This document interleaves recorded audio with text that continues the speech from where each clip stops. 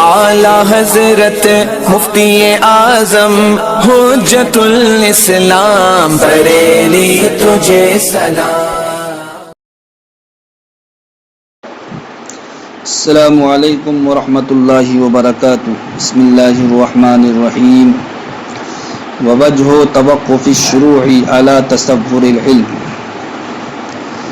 ما قبل میں آپ نے جانا کہ مقدمے سے مراد یہاں پر مقدمۃ العلم ہے، اور مقدمۃ العلم کہتے ہیں جس پر علم کا شروع کرنا موقوف ہو، اور اس مقدمۃ العلم میں تین چیزیں ذکر کی جاتی ہیں۔ تعریف کو ذکر کیا جاتا ہے، غرض و غایت کو ذکر کیا جاتا ہے، موضوع کو ذکر کیا جاتا ہے۔ تو ہم مطلب یہ ہوگا کہ علم کا شروع کرنا اس علم کی تعریف پر، اس علم کی غرض و غایت پر، اس علم کے موضوع پر موقوف ہوتا ہے۔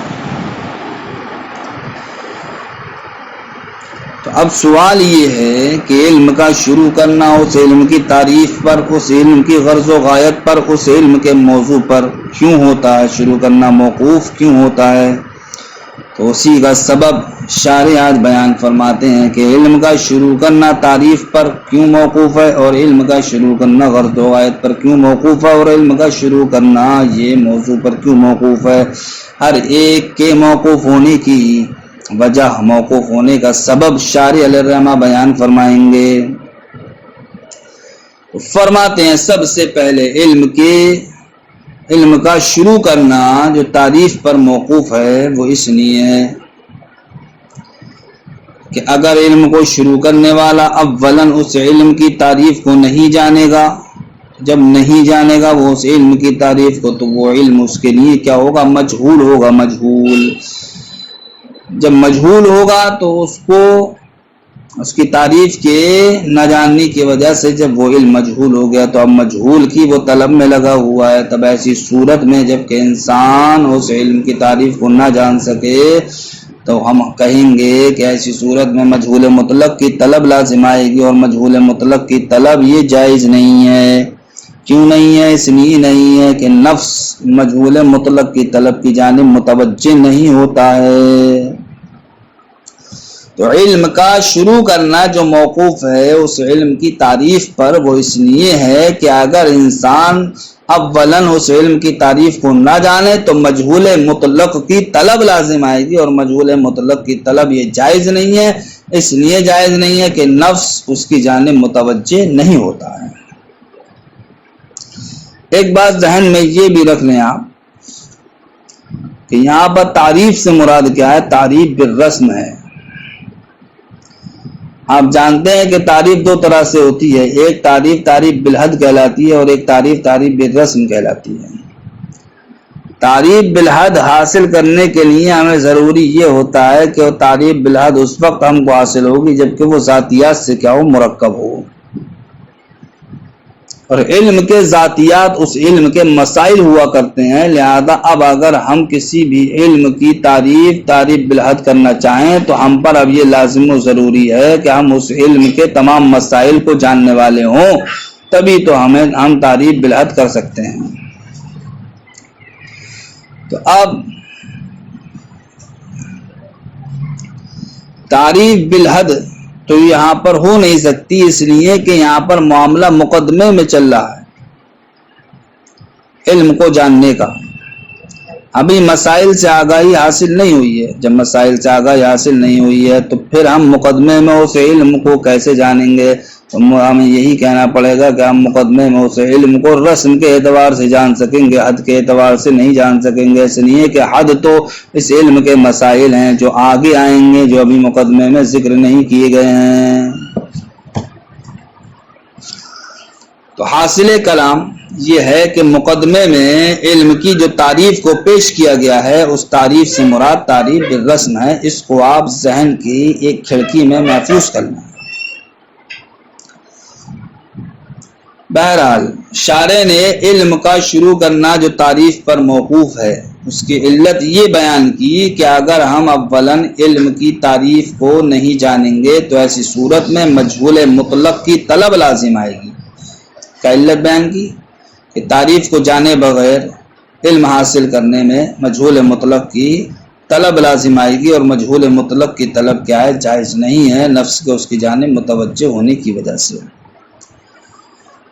تو شارح نے جو علت بیان کی ہے، علت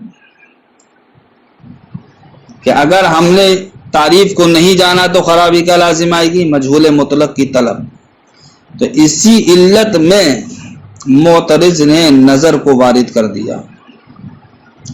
معترض کہتا ہے آپ کا یہ کہنا کہ اگر کسی انسان نے اس علم کی تعریف کو اولا نہ جانا تو مجہول مطلق کی طلب لازم آئے گی، اس میں ہمیں نظر ہے۔ کیا نظر ہے؟ تو وہ معترض اپنی بات کو پیش کرتا، اپنے اعتراض کو پیش کرتا ہے۔ وہ کہتا ہے کہ آپ نے کہا کہ علم کا شروع کرنا اس علم کی تعریف پر موقوف ہے، اولاً آپ ہمیں یہ بتائیں کہ تعریف سے مراد آپ کی کون سی تعریف ہے؟ اگر آپ تعریف سے مراد آپ کی کون سی تعریف ہے؟ تعریف بوجہ ما ہے یا تعریف بالرسم؟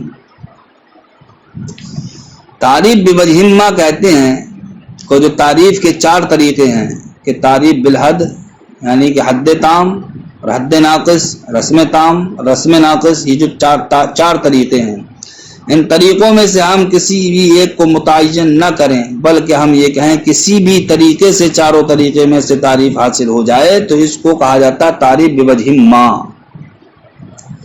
اور اگر ہم مذکورہ 4 صورتوں میں سے کسی ایک کے ساتھ ہم تعریف کو خاص کر دیں، اگر ہم حد کے ساتھ خاص کریں گے تو تعریف بالحد کہلائے گی، رسم کے ساتھ خاص کریں گے تو تعریف بالرسم کہلائے گی، اور جب کسی کے ساتھ بھی خاص نہیں کریں گے تو اس وقت تعریف وہ کون سی تعریف ہوگی؟ تعریف بوجہ ما، یعنی کسی بھی اعتبار سے تعریف ہو۔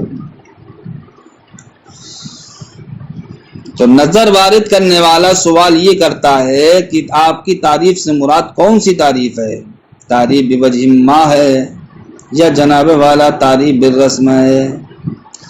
اگر آپ تعریف بوجہ ما مراد لیتے ہیں تعریف سے کہ علم کا شروع کرنا تعریف بوجہ ما پر کیا موقوف ہے، تو معترض کہتا ہے ہمیں آپ کی یہ بات تسلیم ہے کہ اگر انسان اس علم کی تعریف بوجہ ما کو نہیں جانے گا تو مجہول مطلق کی طلب لازم آئے گی، لیکن اس صورت میں جب کہ ہم تعریف سے مراد تعریف بوجہ ما لیں گے تقریب تام نہیں ہوگی، یعنی کہ دلیل دعوے کے موافق نہیں ہوگی۔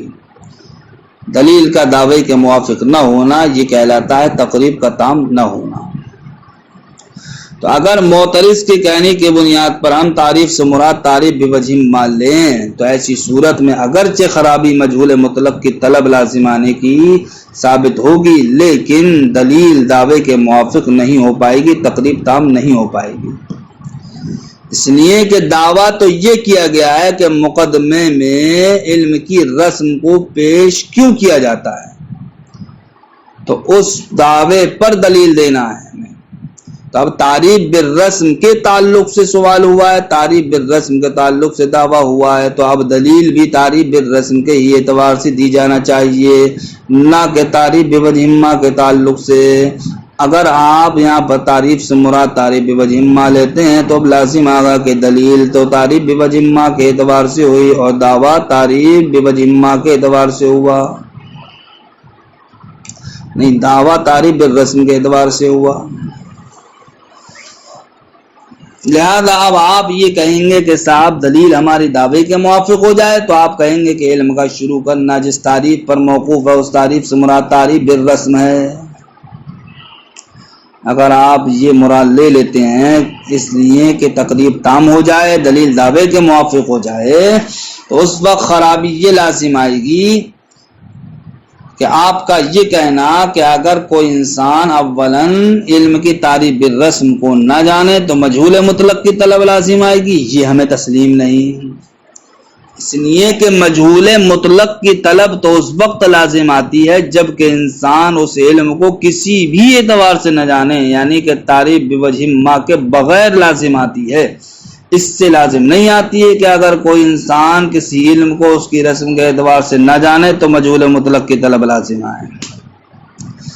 بہرحال حاصل کلام نظر کا یہ ہے کہ معترض یہ کہنا چاہتا ہے کہ آپ نے جو یہ کہا علم کا شروع کرنا تعریف پر موقوف ہے، تو اگر تعریف سے مراد آپ کی تعریف بوجہ ما ہے تو ہمیں آپ کی بیان کردہ علت کے مجہول مطلق کی طلب لازم آئے گی اگر ہم نے اولا تعریف کو نہ جانا، یہ تو تسلیم ہے، لیکن اس صورت میں تقریب تام نہیں ہوگی، دلیل دعوے کے موافق نہیں ہوگی، اس لیے کہ آپ دلیل میں پیش کر رہے ہیں کس کو؟ تعریف بوجہ ما کو، اور دعویٰ کیا گیا ہے تعریف بالرسم کا۔ اور اگر آپ یہ کہتے ہیں کہ ہماری تعریف سے مراد تعریف بالرسم ہے تاکہ دلیل کیا ہو جائے؟ دعوے کے موافق ہو جائے، تقریب تام ہو جائے، تو اس وقت معترض کہتا ہے ہمیں یہ تسلیم نہیں کہ تعریف بالرسم کو نہ جاننے سے مجہول مطلق کی طلب لازم آئے گی، بلکہ مجہول مطلق کی طلب تو اس وقت لازم آتی ہے جب کہ انسان کسی بھی اعتبار سے تعریف کو نہ جانے۔ بہرحال دو صورتیں نکلتی تھیں، دونوں ہی صورتوں سے خرابی وارد ہوئی، تو اب اس کا جواب کیا ہوگا؟ تو شارح بیان فرماتے ہیں جواب اس طریقے سے دیا جائے کہ ہاں معترض صاحب نے جو دو صورتیں بیان کی تھی، ہم ان دو صورتوں میں سے دوسری والی صورت کو اختیار کرتے ہیں کہ علم کا شروع کرنا تعریف بالرسم پر موقوف ہے، لیکن علت ہم یہ بیان نہیں کریں گے کہ اگر انسان اولاً اس علم کی تعریف بالرسم کو نہ جانے تو مجہول مطلق کی طلب لازم آئے گی۔ یہ مجہول مطلق کی طلب کا لازم آنا، یہ علت ہم بیان نہیں کریں گے، بلکہ اب ہم یوں کہیں گے کہ علم کا شروع کرنا تعریف بالرسم پر موقوف ہے۔ کیوں؟ علم کو طلب کرنے میں بصیرت پر ہونے کے لیے، علم کو طلب کرنے میں بصیرت پر ہونے کے لیے، لہذا جو شارح نے علت کو بیان کیا تھا وہ علت ختم کر دی جائے تو یہ نظر وارد کرنے والے کی نظر کیا ہو جائے گی؟ خود بخود مندفع ہو جائے گی۔ دیکھیے، ووجہ توقف الشروع علی تصور العلم، علم کی تعریف پر شروع کے موقوف ہونے کی وجہ یہ ہے کہ فَلِأَنَّ الشَّارِعَ فِي عِلْمٍ، اس لیے کہ علم کو شروع کرنے والا لَوْ لَمْ يَتَصَوَّرْ أَوَّلًا ذَلِكَ الْعِلْم، اگر اولاً اس علم کو نہ جانے لَكَانَ طَالِبًا لِلْمَجْهُولِ الْمُطْلَقِ، تو ایسی صورت میں وہ مجہول مطلق کو طلب کرنے والا شمار کیا جائے گا۔ وَهُوَ مُحَالٌ، اور مجہول مطلق کی طلب کیا ہے؟ محال ہے۔ کیوں؟ لِامْتِنَاعِ تَوَجُّهِ النَّفْسِ نَحْوَ الْمَجْهُولِ الْمُطْلَقِ، نفس کے مجہول مطلق کی جانب متوجہ نہ ہونے کی وجہ سے۔ وَفِيهِ نَظْرٌ، یہاں پر شارح نے جو یہ فرمایا کہ علم کا شروع کرنا تعریف پر موقوف ہے، اس لیے کہ اگر علم کو شروع کرنے والا اولاً اس علم کی تعریف کو نہ جانے تو مجہول مطلق کی طلب لازم آئے گی، تو اب نظر وارد کرنے والا اس قول میں نظر وارد کرتا ہے، فرماتا ہے لِأَنَّ قَوْلَهُ الشُّرُوعُ فِي الْعِلْمِ يَتَوَقَّفُ عَلَى تَصَوُّرِهِ، کہ شارح کا قول کہ علم کا شروع کرنا اس علم کی تعریف پر موقوف ہے، معترض کہتا ہے ان اراد بھی، تو اس تعریف سے مراد کون سی تعریف ہے؟ ان اراد بھی تصور بوجہ ما، اگر آپ تعریف سے مراد تصور بوجہ ما لیتے ہیں فمسلم، تو ہمیں آپ کی بات تسلیم ہے کہ انسان اگر اس علم کی تعریف بوجہ ما کو نہ جانے تو مجہول مطلق کی طلب لازم آئے گی، لیکن لا يلزم منه انه لا بد من تصوره برسمه، لیکن اس صورت میں اس سے یہ لازم نہیں آئے گا کہ تعریف بالرسم کیا ہے؟ علم کے شروع کرنے کے لیے تعریف بالرسم ضروری ہے، اس سے یہ بات لازم نہیں آئے گی۔ کیسے لازم آ سکتی ہے؟ جب آپ نے تعریف سے مراد تعریف بوجہ ما لے لی، اور تعریف بوجہ ما کہتے ہیں کہ چاروں تعریف کے طریقوں میں سے کسی بھی طریقے سے حاصل ہو جائے بغیر کسی تعیین کے، تو جب بغیر کسی تعیین کے تعریف بوجہ ما کا حصول ہو رہا ہے تو اب آپ یہ کیسے کہہ سکتے ہیں کہ یہ تعریف بالرسم ہے؟ تو جب تعریف بوجہ ما کی صورت میں تعریف بالرسم کا حصول نہیں ہوا فلا یتم التقریب، تو اب تقریب تام نہیں ہوگی، یعنی کہ دلیل دعوے کے موافق نہیں ہوگی، اس لیے کہ مقدمے میں جس تعریف کو پیش کیا جا رہا ہے، میں نے کہا تھا کہ ذہن میں اس تعریف کو فٹ کرنے کے مقدمے میں جو تعریف پیش کی جا رہی ہے علم کی، اس سے مراد کا تعریف بالرسم ہے۔ تو اب یہاں پر دعویٰ کیا گیا تعریف بالرسم کا، اور دلیل میں آپ نے کیا پیش کیا؟ تعریف بوجہ ما، لہذا دلیل دعوے کے موافق نہیں ہوئی، دلیل کا دعوے کے موافق نہیں ہونا یہی کیا کہلاتا ہے؟ تقریب کا تام نہیں ہونا۔